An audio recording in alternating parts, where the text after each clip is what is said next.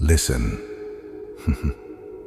The pages are whispering. You are about to enter a world of shadows and secrets, a story so strange that even I cannot fully understand it. It's the tale of a humble peasant and his donkey, but beneath the farmyard lies cunning, unexpected twists, and hidden lessons. Watch how cleverness reveals truth, patience outwits pride, and the smallest voices can hold the greatest power. Nothing is as it seems, and every moment carries a secret. Step carefully. The story of the peasant and his donkey is unlike anything you have imagined. The vizier began his tale and said, "There once lived a prosperous peasant, a man blessed with many herds, fertile fields, and a secret known to almost no one. He understood the language of animals. It was a gift that brought him both wonder and danger, for revealing any of what he heard meant certain death. One morning he entered his stable to inspect his animals. As he stepped inside, he noticed the cow standing near the donkey's stall, staring at the donkey's fresh, clean hay. The cow's tired eyes were filled with envy and sorrow. The cow sighed deeply and said, 'How fortunate you are, my friend. You eat soft hay, you sleep on a clean bed, and your days pass in rest. Our master rides you for a short while before returning you to comfort. But I toil endlessly. I plow the earth beneath the hot sun and turn the heavy millstone until my legs tremble. My nights pass in aches and groans. You will never know how bitter our labor is.' The donkey flicked his ears, thinking for a moment, then replied with a tone that hinted at both wisdom and mischief, 'If you truly wish to escape your suffering, do as I say.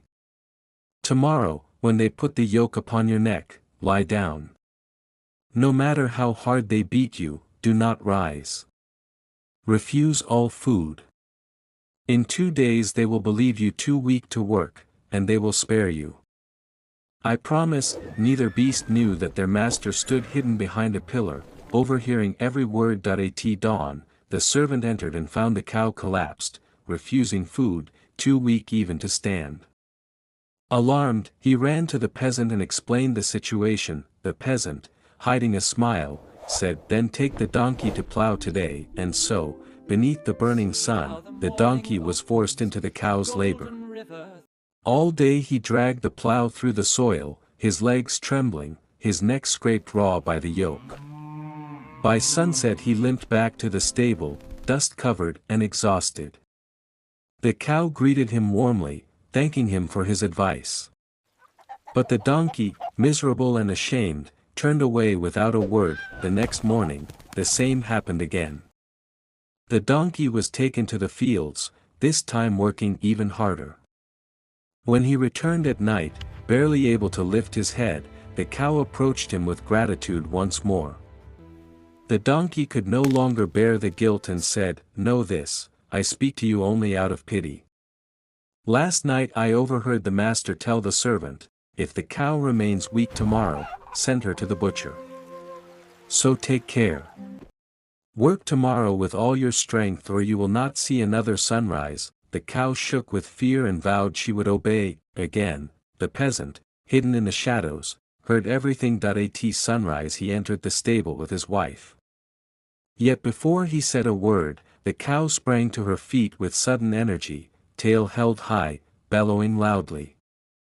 The peasant burst into laughter, so hard that he fell backward into the straw. His wife, puzzled and offended, asked, "Why do you laugh so wildly?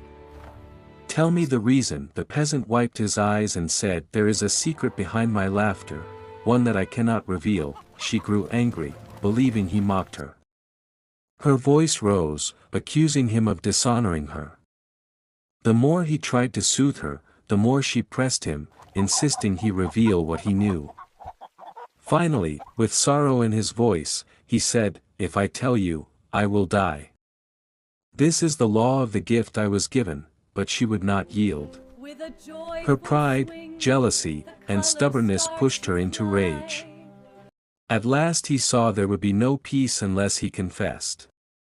Resigned to his fate, he gathered his children, his relatives, and neighbors. With trembling hands he delivered his final will, distributing his belongings, preparing himself for death. then he walked into the garden to compose his spirit for the final moment. There, he heard the dog moaning to the rooster, "Woe to us! The master is preparing to die, and you stand there crowing as if the sky is clear." The rooster puffed his feathers and said proudly, "Our master is a fool. I have 50 hens and manage each one properly. Sometimes with gentleness, sometimes with firmness. He has only one wife and yet does not know how to deal with her. Why does he not take a branch from that tree, strike her until she repents, and stop demanding what she must never hear?" The peasant froze as if struck by lightning. In a single moment he understood. He broke several branches from the tree, returned to the house, and struck his wife until she fainted. When she awoke, she clung to his feet, begged forgiveness, and vowed never again to pry into secrets that were not hers to know. Thus peace returned to his home. The vizier then turned to King Shahryar and said, "I tell you this tale because I fear the same fate may fall upon you if you take my daughter, just as it befell the peasant with his wife." But Shahrazad said boldly, "I shall not turn from my purpose until my wish is fulfilled." Seeing that her resolve could not be shaken, the vizier went to the king and revealed her request. Shahrazad then called her younger sister, Dunyazad, and said, "When the king takes me tonight, I shall ask him to summon you.